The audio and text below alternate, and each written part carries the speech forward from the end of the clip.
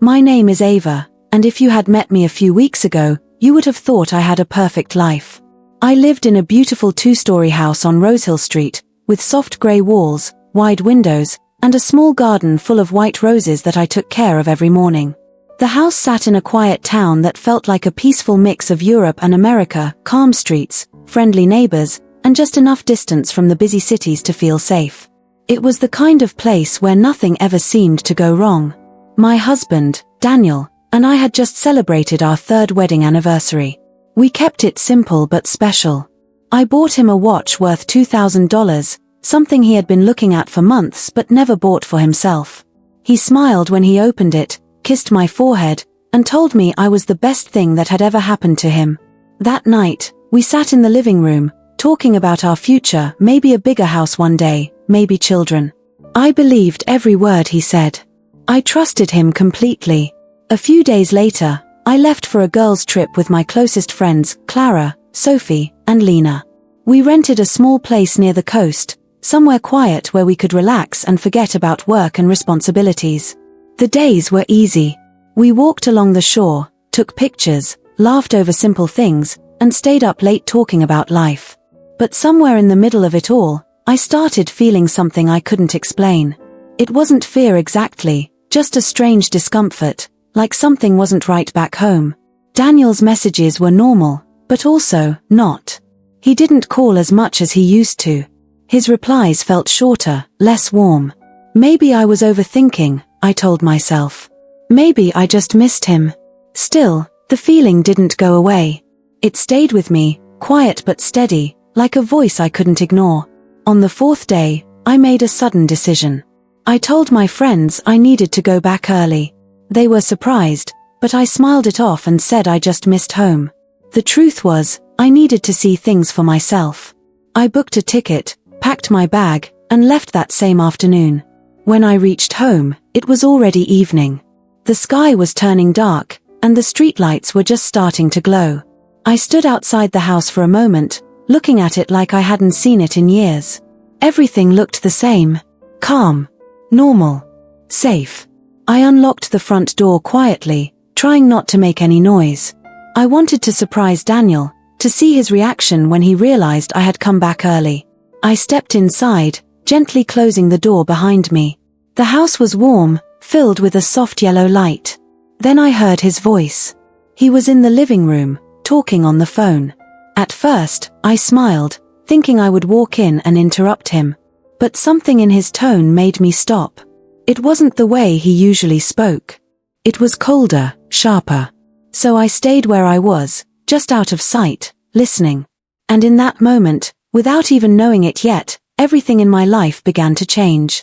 I didn't go back inside the house that night. I stood there for a few seconds after hearing his words, my hand still on the door handle, my heart beating in a strange, quiet way. I wasn't shaking. I wasn't crying. I just felt still. Like everything inside me had paused. Then, slowly, I stepped back, closed the door as gently as I could, and walked away without making a sound. I don't think Daniel ever knew I was there.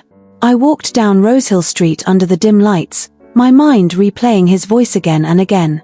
Marriage is a complete nightmare. I wake up every day regretting my decision. If it wasn't for her family's money, each sentence felt heavier than the last, but I didn't let myself break. Not there. Not yet. I kept walking until I reached the end of the street, then I called a taxi and asked the driver to take me to a small hotel near the edge of town. That night, I didn't sleep. I sat by the window, watching the empty road outside, thinking about everything, every memory, every moment I had trusted him, every time I had defended him to others. I thought about my parents, about how proud they were when I married Daniel, how they welcomed him into our lives without hesitation. And I thought about the money, how easily he had spoken about it, like that was the only thing tying him to me. By morning, something inside me had changed. The sadness was still there, but it was no longer in control. In its place, there was clarity. A calm, careful kind of thinking I hadn't felt before. I realized that what I had heard wasn't a mistake or a bad moment. It was the truth, his truth. And now that I knew it, I had a choice to make. So I made a plan.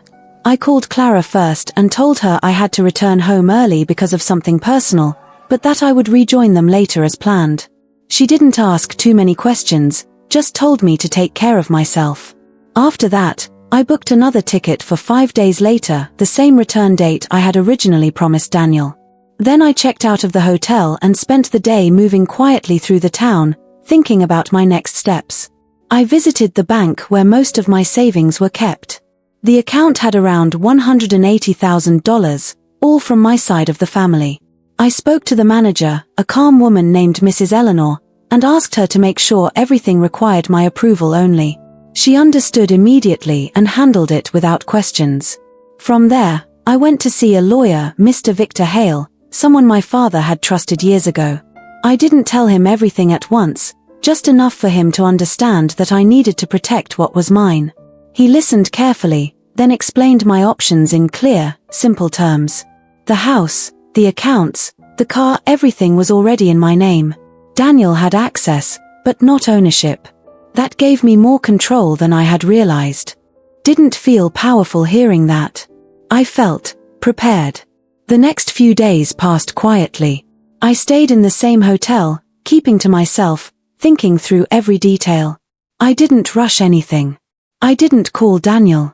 And he didn't call me either, not once. That, more than anything, confirmed what I needed to know. When the 5th day came, I packed my bag again and returned to the house, this time at the exact hour I was expected. I opened the door with the same gentle motion, but this time, I made sure my presence was known. "I'm home," I called out, my voice calm and steady. Daniel walked into the hallway a moment later, his face lighting up with surprise. "Ava," he said, smiling as he came toward me. "You're back." I smiled too. "I missed you," he said, pulling me into a hug. "I missed you too," I replied, wrapping my arms around him like nothing had ever happened. And just like that, I stepped back into my life, but not as the same person who had left. Over the next few days, I played my role perfectly. I woke up early, made breakfast, asked about his day, listened to his stories. I laughed when he joked, touched his arm when he spoke, and kissed him goodnight like always. If he noticed anything different, he didn't show it. But I noticed everything. The way he avoided eye contact sometimes. The way he checked his phone and quickly turned the screen away. The way he casually asked about my parents' finances, as if it was just normal conversation. I answered him politely, never giving too much away. At the same time, I continued preparing. I opened a new account in my name only and quietly moved a portion of my savings into it. I found a small apartment across town and signed a short lease, nothing fancy, just a clean, quiet space that belonged only to me. I even started packing small things from the house, items he wouldn't notice missing. I wasn't angry anymore. I wasn't even sad in the way I expected. I was focused. Because now, I wasn't reacting to what I had heard. I was deciding what would happen next. The 5th day after my return felt different from the moment I opened my eyes. There was a quiet tension in the air, like the kind you feel before a storm, not loud or dramatic, just present. Daniel was already awake, sitting at the edge of the bed, scrolling through his phone. He looked up when I moved, smiled briefly, and said, "Morning."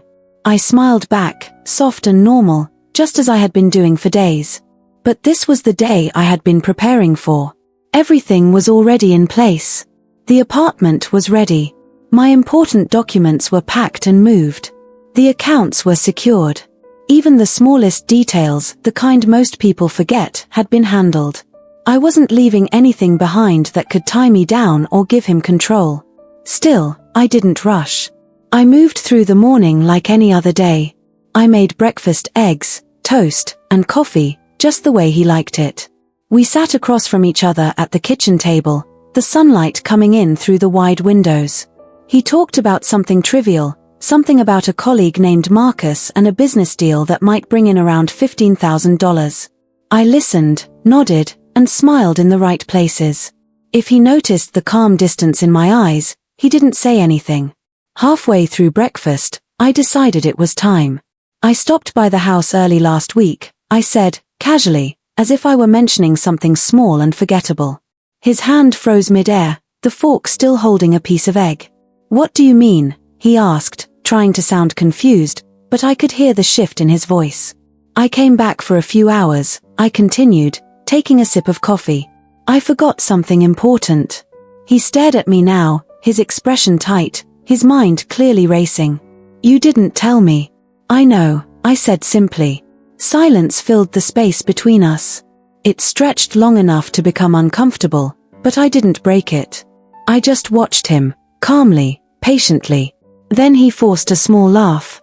So, what did you forget? I held his gaze for a moment before answering. Nothing, actually. That was it. I didn't explain. I didn't accuse. I didn't repeat his words back to him. I didn't need to. The meaning was clear, and he knew it.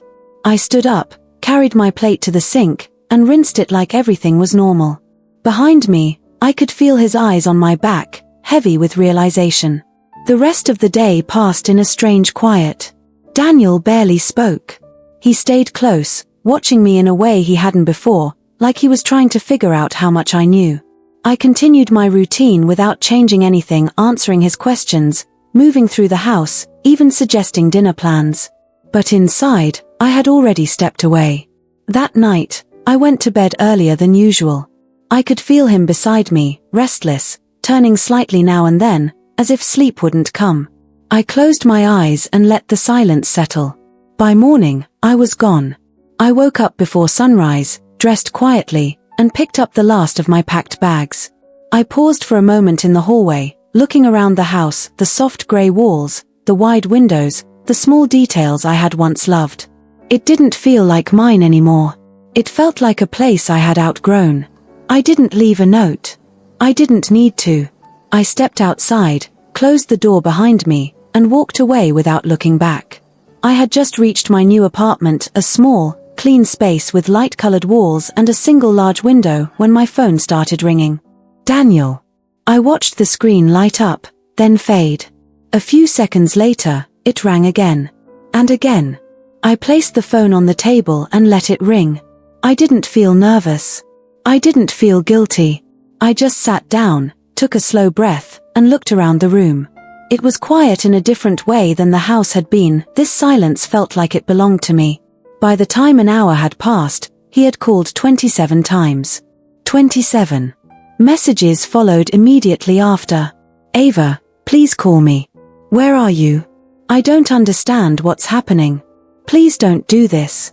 I read every message carefully. Each one sounded more desperate than the last.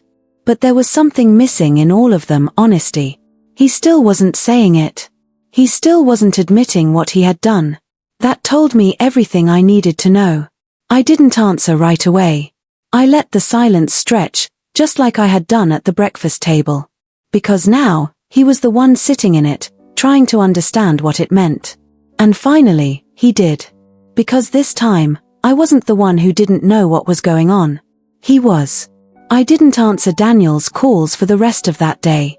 Not because I wanted to punish him, but because I needed him to sit with the silence the same way I had. For 3 years, I had listened, trusted, and believed in something that wasn't real. Now, it was his turn to feel uncertainty, to question everything. My new apartment was simple, but it felt honest. There were no memories in the walls, no false promises in the corners. Just a clean space, a soft grey couch, a small wooden table, and a window that let in the quiet light of the morning. I sat there for hours, my phone beside me, lighting up again and again with his name. By evening, the calls had stopped. That was when I finally picked up my phone and dialed him. He answered on the first ring. Ava, he said quickly, his voice uneven, almost breathless. Thank God. Where are you? I've been trying to reach you all day. I didn't respond to the question. Instead, I took a slow breath and said the only thing that mattered. I heard everything, Daniel. There was a pause. Not a short one, a long, heavy silence that said more than any words could. I don't know what you mean, he replied finally, but his voice had already changed. The confidence was gone. I came home early, I continued, calm and steady. 5 days ago. I stood in the hallway and listened while you talked on the phone. You said our marriage was a nightmare. You said you regretted it. And you said the only reason you stayed was because of my family's money. Another silence followed. This one felt different. It wasn't confusion, it was recognition. Ava. I can explain, he said, his voice softer now, almost careful. You already did, I replied. No, it's not like that, he rushed to say. I was just stressed. It was a bad day. I didn't mean any of it the way it sounded. I leaned back against the couch, looking out the window as he spoke. The sky was fading into evening, soft and quiet, like the end of something that had taken too long to finish. You didn't sound stressed, I said gently. You sounded honest. That's not fair, he said quickly. You're taking one moment and turning it into something bigger than it is. I let out a small breath. No, Daniel. I took one moment and finally saw everything clearly. He went quiet again.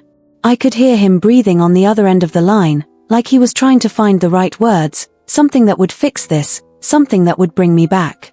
I love you, he said suddenly. You know I do. We've built a life together. 3 years, Ava. That doesn't just disappear.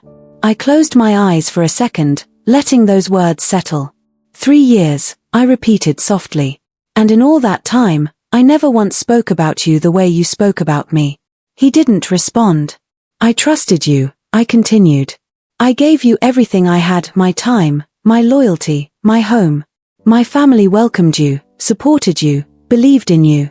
And you reduced all of that to money. That's not true, he said, but there was no strength behind it now. It is, I replied. And the worst part isn't even what you said. It's that you meant it. You didn't hesitate. You didn't feel guilty. You laughed. I heard a sharp breath on the other end, like that part had finally reached him. I made a mistake, he said quietly. I said something I shouldn't have. But that doesn't mean I don't care about you. I opened my eyes and looked around the apartment again, the empty space, the quiet, the calm. Caring about someone isn't something you turn on and off, I said. It shows in how you speak about them when they're not there. And you showed me exactly how you feel. Ava, please, he said, his voice breaking now. Don't do this. We can fix it. I'll do better. I promise. I shook my head, even though he couldn't see me. This isn't something that needs fixing, I said. It's something that needed honesty. And I already got that from you. He didn't speak this time. I've moved out, I added. The house is still in my name. The accounts have been secured. You'll get what's fair, nothing more. Ava, he whispered, like he was hearing it for the first time. I'm not angry, I said softly. I'm just done. The words didn't feel heavy when I said them. They felt simple. True. I never wanted to hurt you, he said after a long pause. I let that sit for a moment before answering. You didn't want to hurt me, I said. You just didn't care if you did. That was the truth. And I think, deep down, he knew it too. I hope one day you understand why I had to leave, I continued. Not because I stopped loving you, but because I finally started respecting myself. He didn't try to argue anymore. There were no more excuses, no more rushed promises. Just silence. I'm going to hang up now, I said quietly. Ava, wait, he said, but it was too late. I ended the call. The room fell completely silent again, but this time, it felt different. It didn't feel empty. It felt peaceful. I set my phone down and walked over to the window, looking out at the quiet street below. Life was still moving. Nothing had stopped. And for the first time in a long time, I felt like I was moving with it, not stuck, not waiting, not hoping for something that wasn't real. That night, I didn't cry. I didn't question my decision. I just sat there, in a space that belonged only to me, and felt something I hadn't felt in a long time. Freedom. Because sometimes, the end of a story isn't loud or dramatic. Sometimes, it's just a quiet decision to walk away and never look back.